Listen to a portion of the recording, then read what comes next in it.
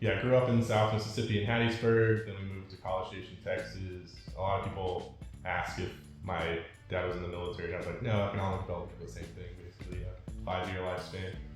Then we moved to Pensacola, Florida, and then they moved to Chattanooga. So I'm a Southern boy through and through. Did not have any interest in business when I was a kid, or so I thought.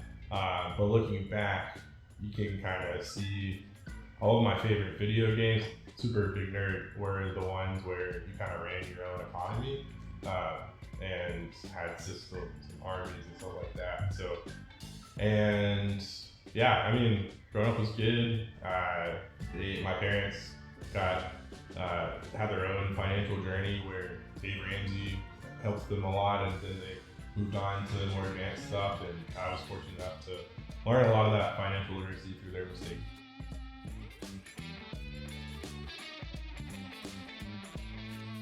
Ended up back in Hattiesburg for college at the University of Southern Mississippi. Home of Brett Favre. I started college as a polymer science major, which is like advanced chemistry. Got through 2 years of it, Cal 5, organic chemistry.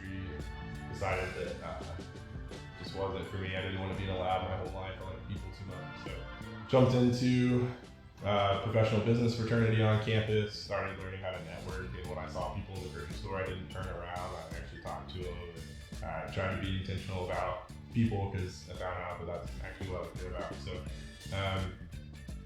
graduated with my undergrad in entrepreneurship. I got an assistantship at USM for an MBA, so they paid for my college, and I had a job on campus.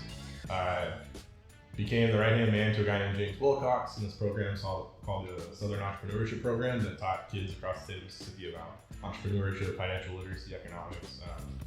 He had one employee, and it was me, so I learned how to do everything, and it was the best experience ever. I still go by WWJD, which is what James do. He's like my business hero.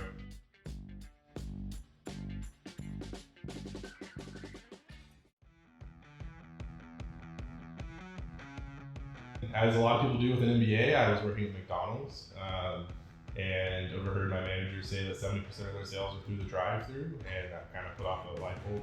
Went home and talked to Doug, my roommate, about it. We were like, oh, that's interesting. Let's mess around with stuff. We opened up our own snow cone stand called Grow Cones, did alcoholic snow cones, not drive-thru, just swamp. So no, coffee was a fun happenstance. When I heard my manager say that so many of their sales were through the drive-thru, I was like, why do we even have a lobby? That's where all the issues are. We spent about 6 or 7 months just trying to open a coffee shop. We found the spot in Red Bank that was vacant. It had been vacant for like 10 years. Central Park. Yep. Central Park. Central Park. Which is pretty perfect for what we needed. It's nearly identical to the Java nodes that we worked at. So we just started figuring it out, and we got 2 investors, one that's personal and one that was the owner of Java nodes. So we convinced them to have some faith in us, and yeah, it's been a lot of sleepless nights. And about 3 weeks in, it was just wearing on it. So my wife and my parents actually started working Saturdays for us, so that one of us could have a day off. So one of us would work the Saturday with either Jasmine or my parents, and we would swap out. And that was just really cool, because the other person would just sleep and not be at work. So when we opened Be-Caffeinated, Doug and I were on the same page where we wanted local startup and like local business, small business, to be as much at the forefront as possible. Now, obviously, it's hard to find local cups and sleeves, and it's not a thing. But we started with local coffee, local pastries. We've done local, basically everything. Local honey, local kombucha, as much as we can, we've done. And part of it is it's more fun and it's cool, and the product's usually better. It's usually a little more expensive because of volume, but it's also usually worth it. Local chai. And then the other side is we wanted it to be a higher quality product. And so when we started with coffee, we did Bellows drip coffee and then Mad Priest espresso. And I had been hunting around for a while, and I kind of landed on those two. We had a velo that stuck around, and then we had one alternating one, so we did like Goodman's, RBW coffee, that I don't know if they're doing it anymore, but we were looking for someone to partner with and kind of just do cool stuff. And I reached out to Matt Priest, and it turned out that their roaster at the time was Luke Pigott. He was from Hattiesburg. Actually, Doug's parents built his parents' house, so really weird connection. So Luke invited me out to the Matt Priest Cherry Street location when it was still open, and did this really cool spread where they had 2 espressos at the time, and he let me taste them. This was Christopher that only drank really sweet stuff at the time, so I was like, yeah, that's great, yeah. But I kind of looked past it, and it was just a great experience and great relationship started. And so we worked with them for the espresso because that was our big stuff. And Doug likes to tell the story, but we placed our first order for espresso, and they were like, "It's kind of a lot. And, do you think that's a little much?" We were like, "Oh, we'll see."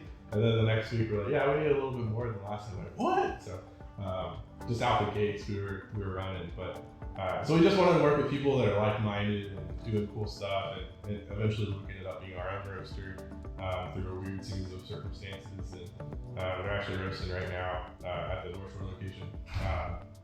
But yeah, I mean, people make everything better. They also have great potential to make everything worse, but you have to look past that and believe in the best of people and hope that they follow through. I don't remember who it was, but some high up at some tech company basically said every 6 months you should have, at the minimum every 6 months, if you have a business, you should have some sort of all hands meeting where you lay out a foundation of culture, everyone knows each other, because every 6 months, either from turnover or new people or whatever, you're basically at 30 to 50% different employees than you were 6 months before. So we do that every 6 months. We call it Employee Day. Usually it's just we go somewhere, we have food and talk and do plain activities and stuff.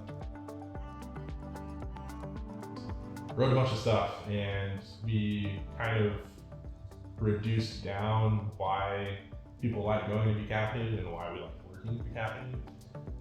And we honed it down into 4 pillars, and it's foster community, cultivate kindness, be happy, be caffeinated.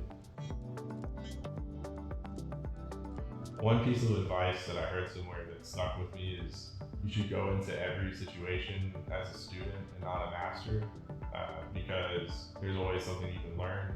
Humility is super important as an entrepreneur, because once you think you know everything, it's probably when your business is going to close.